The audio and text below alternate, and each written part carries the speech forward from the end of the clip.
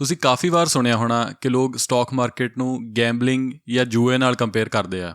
ਇਸ ਵੀਡੀਓ ਦੇ ਵਿੱਚ ਆਪਾਂ ਇਹੀ ਚਰਚਾ ਕਰਦੇ ਹਾਂ ਕਿ ਦੋਨਾਂ ਦੇ ਵਿੱਚ ਅਸਲ 'ਚ ਕੀ ਫਰਕ ਹੁੰਦਾ। ਇਮੇਜਿਨ ਕਰੋ ਕਿ ਤੁਸੀਂ ਕਸੀਨੋ ਗਏ ਤੇ ਤੁਸੀਂ ਰੂਲੈਟ ਟੇਬਲ ਦੇ ਉੱਤੇ ਜਾ ਕੇ ਰੈੱਡ ਕਲਰ ਦੇ ਉੱਤੇ ਆਪਣੇ ਪੈਸੇ ਰੱਖਤੇ। ਜੇ ਕਿਸੇ ਨੂੰ ਨਹੀਂ ਪਤਾ ਤਾਂ ਰੂਲੈਟ ਟੇਬਲ ਦੇ ਉੱਤੇ ਕੀ ਹੁੰਦਾ ਹੈ, ਜਿਹੜੀ ਬਾਲ ਹੁੰਦੀ ਹੈ ਉਹ ਮੰਨ ਲਓ ਜੇ ਰੈੱਡ ਵਾਲੇ ਨੰਬਰ ਦੇ ਉੱਤੇ ਆ ਜੇ ਤਾਂ ਤੁਹਾਡੇ ਪੈਸੇ ਡਬਲ ਹੋ ਜਾਂਦੇ ਆ। ਇਸੇ ਤਰ੍ਹਾਂ ਜੇ ਤੁਸੀਂ ਕਾਰਡ ਗੇਮ ਕਦੇ ਖੇਡੋਗੇ ਜਿੱਦਾਂ ਕਿ ਪੋਕਰ, ਤਾਂ ਤੁਹਾਡੇ ਪੈਸੇ ਡਬਲ ਜਾਂ ਉਸ ਤੋਂ ਵੀ ਜ਼ਿਆਦਾ ਬਣਾਉਣ ਦਾ ਤੁਹਾਡੇ ਕੋਲ ਵਧੀਆ ਮੌਕਾ ਹੁੰਦਾ। ਪਰ ਇਹਨਾਂ ਦੋਨਾਂ ਗੇਮਸ ਦੇ ਵਿੱਚ ਨੁਕਸਾਨ ਇਹ ਹੈ ਕਿ ਜਿਹੜੇ ਤੁਹਾਡੇ ਪੈਸੇ ਦਾਅ ਤੇ ਲੱਗੇ ਹੁੰਦੇ ਆ, ਅਗਲੀ ਬਾਜ਼ੀ ਦੇ ਵਿੱਚ ਤੁਹਾਡੇ ਪੈਸੇ ਬਿਲਕੁਲ ਜ਼ੀਰੋ ਹੋ ਸਕਦੇ ਨੇ। ਉਲਟਾ ਜੇ ਆਪਾਂ ਇਨਵੈਸਟਿੰਗ ਜਾਂ ਸਟਾਕ ਮਾਰਕੀਟ ਦੀ ਗੱਲ ਕਰੀਏ ਤਾਂ ਇਸ ਤਰ੍ਹਾਂ ਹੋਣ ਦੇ ਚਾਂਸ ਬਹੁਤ ਘੱਟ ਹੁੰਦੇ ਆ। ਉਹਨਾਂ ਚੀਜ਼ਾਂ ਬਾਰੇ ਆਪਾਂ ਅੱਗੇ ਇਸ ਵੀਡੀਓ 'ਚ ਗੱਲ ਕਰਦੇ ਹਾਂ। ਪਰ ਇਨਵੈਸਟਿੰਗ ਦੇ ਵਿੱਚ ਫਰਕ ਕਿੱਥੇ ਹੈ? ਇਨਵੈਸਟਿੰਗ ਇਸ ਤਰ੍ਹਾਂ ਦੀ ਚੀਜ਼ ਹੈ ਜਦੋਂ ਤੁਸੀਂ ਆਪਣੇ ਪੈਸੇ ਕਿਸੇ ਐਸੈਟ ਦੇ ਵਿੱਚ ਲਗਾਉਂਦੇ ਹੋ।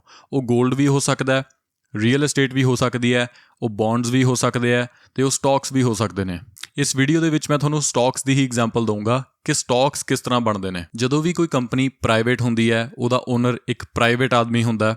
ਉਹਨੂੰ ਕਦੇ ਵੀ ਜੇ ਜ਼ਿਆਦਾ ਪੈਸਿਆਂ ਦੀ ਲੋੜ ਪਵੇ, ਜੇ ਉਹਨੇ ਕੋਈ ਮਸ਼ੀਨਰੀ ਖਰੀਦਣੀ ਹੈ ਜਾਂ ਉਹਨੇ ਬਿਜ਼ਨਸ ਦੇ ਵਿੱਚ ਥੋੜ੍ਹਾ ਜਿਹਾ ਵਾਧਾ ਕਰਨਾ ਹੈ, ਤਾਂ ਉਹਨੂੰ ਕਈ ਵਾਰ ਪੈਸਿਆਂ ਦੀ ਲੋੜ ਪੈ ਜਾਂਦੀ ਹੈ। ਕਈ ਕੇਸਿਸ ਦੇ ਵਿੱਚ ਉਹਨੂੰ ਬਹੁਤ ਜ਼ਿਆਦਾ ਪੈਸਿਆਂ ਦੀ ਲੋੜ ਪੈਂਦੀ ਹੈ, ਜਿਹਦੇ ਕਰਕੇ ਉਹ ਬੰਦਾ ਉਸ ਕੰਪਨੀ ਨੂੰ ਪਬਲਿਕ ਲੈ ਜਾਂਦਾ ਹੈ। ਪਬਲਿਕ ਲਿਜਾਣ ਦਾ ਮਤਲਬ ਹੈ ਕਿ ਕੰਪਨੀ ਨੂੰ ਸ਼ੇਅਰਸ ਦੇ ਵਿੱਚ ਡਿਵਾਈਡ ਕਰ ਦਿੱਤਾ ਜਾਂਦਾ ਹੈ। ਆਪਾਂ ਇਹਦੀ ਐਗਜ਼ਾਮਪਲ ਦੇਖਦੇ ਹਾਂ ਐਪਲ ਸ਼ੇਅਰ ਦੇ ਵਿੱਚ। ਜੇ ਤੁਸੀਂ ਐਪਲ ਸਟਾਕ ਦਾ ਰੇਟ ਚੈੱਕ ਕਰੋਗੇ ਗੂਗਲ ਦੇ ਉੱਤੇ ਤਾਂ ਉਹ ਤੁਹਾਨੂੰ $165 ਦਾ ਤੁਹਾਨੂੰ ਰੇਟ ਦਿਖਾਊਗਾ। ਇਹਦੀ ਡਿਟੇਲ ਦੇ ਵਿੱਚ ਥੱਲੇ ਲਿਖਿਆ ਹੋਇਆ ਕਿ 52 ਵੀਕ ਹਾਈ ਤੇ 52 ਵੀਕ ਲੋ। ਇਹਦਾ ਮਤਲਬ ਹੁੰਦਾ ਕਿ ਪੂਰੇ ਸਾਲ ਦੇ ਵਿੱਚ ਹਾਈਐਸਟ ਸਟਾਕ ਪ੍ਰਾਈਸ ਕਿੱਥੇ ਗਿਆ ਤੇ ਪੂਰੇ ਸਾਲ ਦੇ ਵਿੱਚ ਲੋਐਸਟ ਪ੍ਰਾਈਸ ਕਿੱਥੇ ਤੱਕ ਗਿਆ ਹੋਇਆ। ਹੁਣ ਆਪਾਂ ਗੂਗਲ ਦੇ ਉੱਤੇ ਚੈੱਕ ਕਰ ਲੈਂਦੇ ਹਾਂ ਕਿ ਐਪਲ ਦੇ ਸ਼ੇਅਰਸ ਆਊਟਸਟੈਂਡਿੰਗ ਕਿੰਨੇ ਆ। ਟੈਨਸ਼ਨ ਲੈਣ ਦੀ ਲੋੜ ਨਹੀਂ, ਬੜੀ ਸਿੰਪਲ ਜੀ ਟਰਮ ਹੈ। ਸ਼ੇਅਰਸ ਆਊਟਸਟੈਂਡਿੰਗ ਦਾ ਮਤਲਬ ਹੁੰਦਾ ਹੈ ਕਿ ਕਿੰਨੇ ਸ਼ੇਅਰ ਮਾਰਕੀਟ ਦੇ ਵਿੱਚ ਨੇ। ਸੋ April 2023 ਤੱਕ ਐਪਲ ਦੇ ਕੋਲ ਲਗਭਗ 16 ਬਿਲੀਅਨ ਸ਼ੇਅਰਸ ਆਊਟਸਟੈਂਡਿੰਗ ਨੇ। ਸੋ ਹੁਣ ਆਪਾਂ ਫਿਰ ਤੋਂ ਉਹਦੀ ਡਿਟੇਲ ਦੇ ਉੱਤੇ ਆ ਜਾਂਦੇ ਹਾਂ।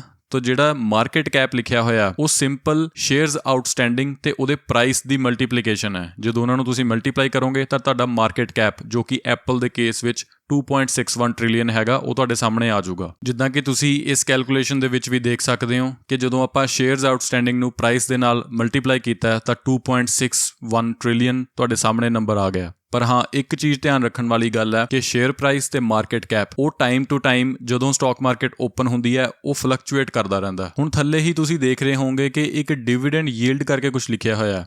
ਘਬਰਾਉਣ ਦੀ ਲੋੜ ਨਹੀਂ, ਡਿਵੀਡੈਂਡ ਯੀਲਡ ਬਹੁਤ ਹੀ ਇੱਕ ਸਿੰਪਲ ਟਰਮ ਹੈ। ਇਹਦਾ ਮੋਟਾ-ਮੋਟਾ ਮਤਲਬ ਇਹ ਹੈ ਕਿ ਜਦੋਂ ਤੁਸੀਂ $165 ਦਾ ਇੱਕ ਸ਼ੇਅਰ ਖਰੀਦਦੇ ਹੋ ਤਾਂ ਤੁਹਾਨੂੰ 0.56% ਤੁਹਾਨੂੰ ਡਿਵੀਡੈਂਡ ਯੀਲਡ ਮਿਲੂਗੀ। ਐਪਲ ਦੇ ਕੇਸ ਦੇ ਵਿੱਚ ਤੁਹਾਨੂੰ 92 ਸੈਂਟਸ ਤੁਹਾਨੂੰ ਇਹ ਸਟਾਕ ਹੋਲਡ ਕਰਨ ਦੇ ਪੈਸੇ ਮਿਲਣਗੇ ਪਰ ਈਅਰ। ਆਲਵੇਜ਼ ਯਾਦ ਰੱਖਿਓ, ਇਹ ਨੰਬਰ ਜਿਹੜਾ ਹੈਗਾ ਪਰ ਈਅਰ ਦਾ ਨੰਬਰ ਹੈ, ਇਹ ਕੋਈ ਕੁਆਟਰਲੀ ਜਾਂ ਮੰਥਲੀ ਨੰਬਰ ਨਹੀਂ ਹੈਗਾ। ਇੱਕ ਵਧੀਆ ਗੱਲ ਇਹ ਹੈ ਕਿ ਡਿਵੀਡੈਂਡ ਯੀਲਡ ਜਿਹੜੀ ਹੈਗੀ ਹੈ ਉਹ ਸਿੱਧਾ ਤੁਹਾਡੇ ਅਕਾਊਂਟ ਦੇ ਵਿੱਚ ਪੈਸੇ ਆਉਂਦੇ ਆ ਕੁਆਟਰਲੀ। ਸੋ ਇਹ ਇੱਕ ਫਿਕਸ ਅਮਾਊਂਟ ਹੁੰਦੀ ਹੈ। ਇਹ ਕਦੇ-ਕਦੇ ਕਿਸੇ ਕੇਸਿਸ ਦੇ ਵਿੱਚ ਚੇਂਜ ਹੋ ਸਕਦੀ ਹੈ। ਜਦੋਂ ਕੰਪਨੀ ਦੇ ਵਿੱਚ ਜੇ ਕੰਪਨੀ ਨੂੰ ਘਾਟਾ ਪੈ ਜੇ ਜਾਂ ਵਾਧਾ ਹੋ ਜੇ ਤਾਂ ਉਦੋਂ ਇਹ ਚੇਂਜ ਹੁੰਦੇ ਹੈਗੇ ਆ ਪੈਸੇ, ਬਟ ਯੂਜੂਅਲੀ ਯੀਲਡ ਸੇਮ ਰਹਿੰਦੀ ਹੈ। ਪਰ ਹਾਂ, ਜੇ ਸਟਾਕ ਪ੍ਰਾਈਸ ਡਾਊਨ ਜਾਂਦਾ ਰਿਹਾ ਤਾਂ ਓਬਵੀਅਸਲੀ ਜਿਹੜੀ ਤੁਹਾਡੀ ਕੈਸ਼ ਪੇਮੈਂਟ ਹੈ ਉਹਨੇ ਸੇਮ ਰਹਿਣਾ ਹੈ, ਇਸ ਕਰਕੇ ਯੀਲਡ ਇਨਕਰੀਜ਼ ਹੋਣ ਲੱਗ ਜਾਂਦੀ ਹੈ। ਸੋ ਆਲਵੇਜ਼ ਮੇਕ ਸ਼ੋਰ ਕਰੋ ਕਿ ਜੇ ਤੁਸੀਂ ਯੀਲਡ ਕਰਕੇ ਸਟਾਕ ਬਾਏ ਕਰ ਰਹੇ ਹੋ ਤਾਂ ਲੋਅਰ ਲੈਵਲ ਦੇ ਉੱਤੇ ਸਟਾਕ ਬਾਇੰਗ ਕਰਨੀ ਹੈ। ਯੀਲਡ ਦੇ ਉੱਪਰ ਤੁਸੀਂ ਦੇਖ ਰਹੇ ਹੋਵੋਗੇ ਕਿ P ਰੇਸ਼ੋ ਨਾਂ ਦੀ ਇੱਕ ਰੇਸ਼ੋ ਗਿਵਨ ਹੈਗੀ ਹੈ। ਇਹ ਬੜੀ ਸਿੰਪਲ ਰੇਸ਼ੋ ਹੈ, ਕਈ ਵਾਰ ਲੋਕ ਇਹਨੂੰ ਕਨਫਿਊਜ਼ ਕਰ ਜਾਂਦੇ ਆ, ਬਟ PE ਰੇਸ਼ੋ ਦਾ ਮਤਲਬ ਹੈ price to earnings ratio. Price ਦਾ ਮਤਲਬ ਹੈ ਜਿਹੜੀ 165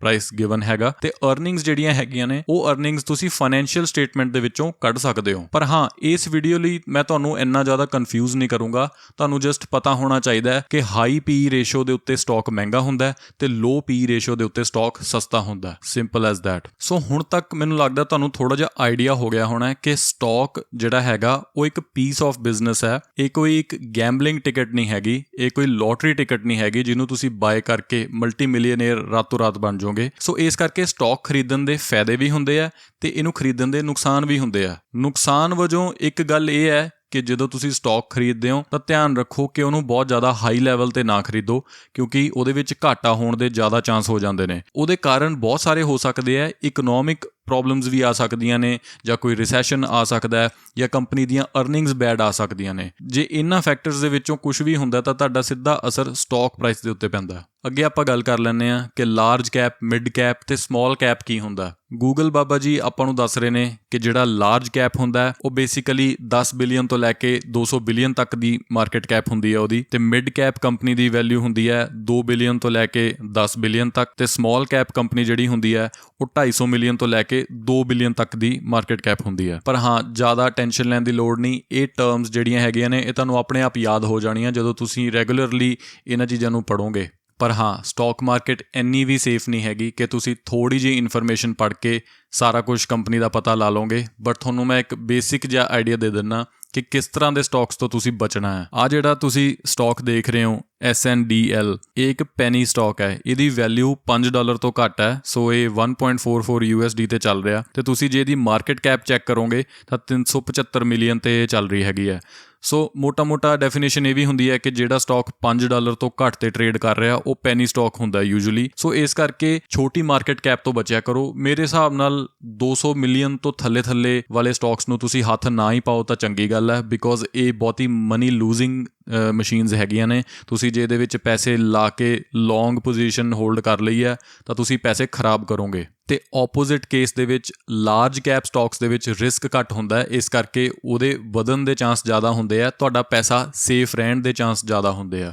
ਸੋ ਜੇ ਤੁਸੀਂ ਨਵੇਂ ਇਨਵੈਸਟਰ ਹੋ ਤਾਂ ਮੈਂ ਰეკਮੈਂਡ ਕਰੂੰਗਾ ਕਿ ਤੁਸੀਂ ਲਾਰਜ ਕੈਪ ਸਟਾਕਸ ਦੇ ਵਿੱਚ ਇਨਵੈਸਟਿੰਗ ਕਰੋ। ਸੋ ਜਿੱਦਾਂ ਕਿ ਮੈਂ ਤੁਹਾਨੂੰ ਦੱਸਿਆ ਕਿ ਜੇ ਤੁਸੀਂ ਪੈਨੀ ਸਟਾਕਸ ਦੇ ਵਿੱਚ ਇਨਵੈਸਟਿੰਗ ਕਰ ਰਹੇ ਹੋ ਤਾਂ ਤੁਸੀਂ ਇੱਕ ਤਰ੍ਹਾਂ ਦਾ ਜੂਆ ਖੇਡ ਰਹੇ ਹੋ। ਸੋ ਹਾਂ, ਉਹ ਇੱਕ ਤਰ੍ਹਾਂ ਦੀ ਗੈਂਬਲਿੰਗ ਹੋ ਸਕਦੀ ਹੈ, ਪਰ ਜੇ ਤੁਸੀਂ ਧਿਆਨ ਨਾਲ ਦਿਮਾਗ ਲਾ ਕੇ ਇਨਵੈਸਟਿੰਗ ਕਰਦੇ ਹੋ, ਸਟਾਕਸ ਦੇ ਉੱਤੇ ਰਿਸਰਚ ਕਰਦੇ ਹੋ, ਜੋ ਕਿ ਆਪਾਂ ਅੱਗੇ ਵੀਡੀਓਜ਼ ਦੇ ਵਿੱਚ ਦੇਖਾਂਗੇ, ਤਾਂ ਤੁਸੀਂ ਗੈਂਬਲਿੰਗ ਨਹੀਂ ਕਰ ਰਹੇ, ਤਾਂ ਤੁਸੀਂ ਇਨਵੈਸਟਿੰਗ ਕਰ ਰਹੇ ਹੋ। ਸੋ ਇੱਕ ਚੀਜ਼ ਆਲਵੇਜ਼ ਦਿਮਾਗ ਦੇ ਵਿੱਚ ਰੱਖਣੀ ਹੈ ਕਿ ਸਟਾਕ ਜਿਹੜੀ ਇਨਵੈਸਟਿੰਗ ਹੈਗੀ ਹੈ ਉਹ ਲੌਂਗ ਟਰਮ ਗੇਮ ਹੈ। ਸੋ ਇਸ ਕਰਕੇ ਆਪਾਂ ਅੱਗੇ ਵੀਡੀਓਜ਼ ਦੇ ਵਿੱਚ ਵੀ ਸਮਝਾਂਗੇ ਕਿ ਲੌਂਗ ਟਰਮ ਦਾ ਮਤਲਬ ਕੀ ਹੁੰਦਾ ਹੈ। ਸੋ ਮੈਂ ਤੁਹਾਨੂੰ ਮੋਟਾ ਦੱਸ ਦਿੰਦਾ ਕਿ ਆਪਾਂ ਪੇਸ਼ੈਂਸ ਦੇ ਨਾਲ ਬਾਇੰਗ ਕਰਨੀ ਹੈ। ਕਦੇ ਵੀ ਆਪਾਂ ਹਫੜਾ ਦਫੜੀ ਦੇ ਵਿੱਚ ਸਟਾਕਸ ਨਹੀਂ ਖਰੀਦਣੇ ਬਿਨਾਂ ਰਿਸਰਚ ਕੀਤੇ, ਜਾਂ ਤੁਸੀਂ ਕਿਸੇ ਤੋਂ ਬੱਸ 'ਚ ਬੈਠੇ ਸਟਾਕ ਸੁਣ ਲਿਆ ਤੇ ਤੁਸੀਂ ਘਰ ਆ ਕੇ ਬਾਏ ਕਰ ਲਿਆ। ਇਸ ਤਰ੍ਹਾਂ ਦੇ ਕੰਮ ਨਹੀਂ ਕਰਨੇ, ਉਹ ਫਿਰ ਗੈਂਬਲਿੰਗ 'ਚ ਕਨਵਰਟ ਹੋ ਜਾਂਦੀ ਹੈ ਚੀਜ਼। ਸੋ ਆਈ ਹੋਪ ਤੁਹਾਨੂੰ ਮੇਰੀ ਇਹ ਵੀਡੀਓ ਪਸੰਦ ਆਈ ਹੋਊਗੀ ਪੰਜਾਬੀ ਦੇ ਵਿੱਚ। ਅੱਗੇ ਆਪਾਂ ਹੋਰ ਵੀ ਡਿਟੇਲ 'ਚ ਗੱਲ ਕਰਾਂਗੇ ਤੇ ਇਨਵੈਸਟਿੰਗ ਬਾਰੇ ਅੱਗੇ ਹੋਰ ਵੀ ਚਰਚਾ ਕਰਾਂਗੇ। Thank you.